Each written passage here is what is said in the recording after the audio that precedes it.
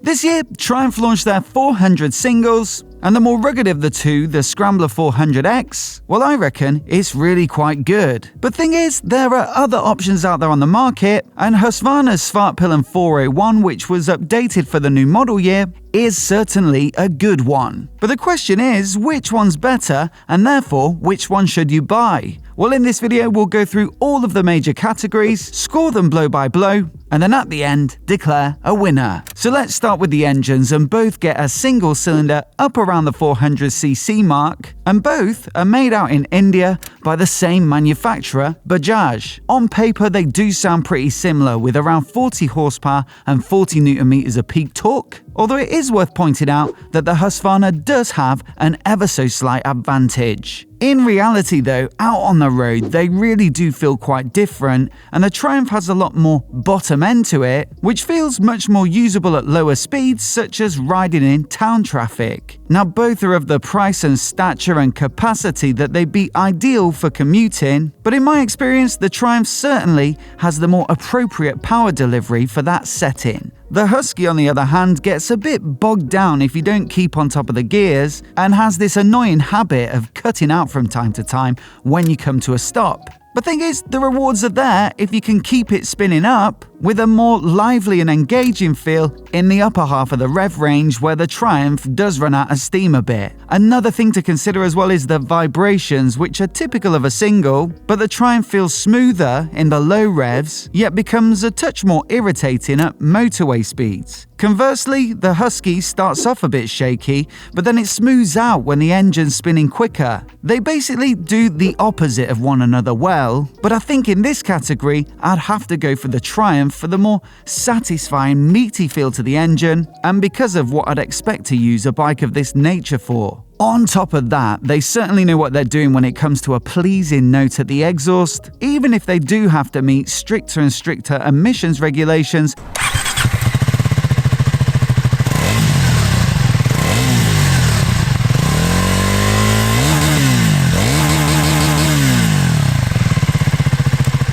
Whereas the Husky is a bit acoustically thin, and that's even with the fairly expensive Remus accessory silencer. To be honest, what's a bit annoying about both bikes is that they have the image of a scrambler, but neither is really properly built for scrambling. The Svartpilen is possibly the worst offender with the super blocky Pirelli Scorpion Rally STR tyres, yet at the same time a very low slung stance and a 17-inch wheel at the front. The Triumph, well, you could get away with some gravel riding, and it does get a more roomy ergonomic plus the 19-inch front wheel, but realistically is a bit short on suspension travel to really take it on some serious trails. The result is a bike that's neither exceptional on the road in terms of handling, nor an exceptional off-roader. Most people, I'd expect though, will be buying either of these bikes for road use, and so I think we have to give the points here to the Husky because it gets great suspension from their in-house WP brand and a lower slung stance that means it corners quite nicely, although things could be improved still further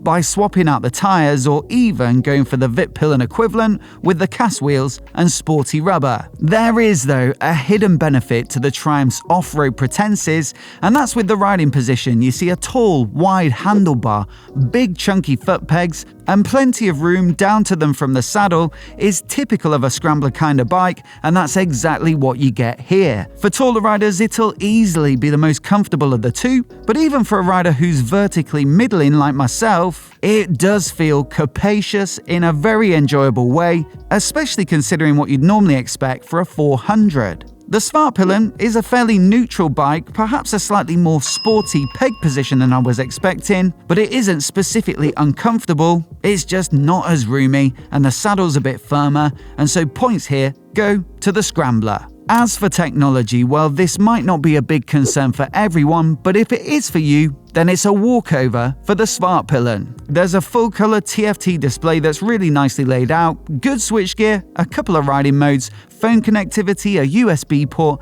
and even a speed limiter, which I guess might come in handy if you're racking up the points on your license and are especially keen to play it safe. The Triumph's cockpit, on the other hand, well, it suits its more traditional image well, with an analog speedo that sets a small LCD display within, and you do have some little options like switching off the ABS on the rear if you want to slide it off-road. There is a USB port too, but we are scoring on proper tech here, and so there's no question on which bike gets the point. Now, both are rugged-looking machines with the blocky tyres and slightly utilitarian looks, but I will say they sort of do it in their own different ways. The Husky gets their signature blend of new and old, with a big round headlight and spoke wheels set against the chiseled, angular bodywork almost entirely finished in matte. The Scrambler 400X takes its cues from the Scrambler 900 and the Scrambler 1200, which in turn take theirs from the Triumph Scramblers of old, and so it looks a bit more like a bike of the 60s or 70s, just built in the modern day. This category is always somewhat subjective, but I think the Triumph is going to be more to the taste of more people, and despite the fact that the build has been outsourced for both to the exact same manufacturer, the one with the Triumph badge on the tank feels a little better finished. Price, on the other hand, is a simple and definite category,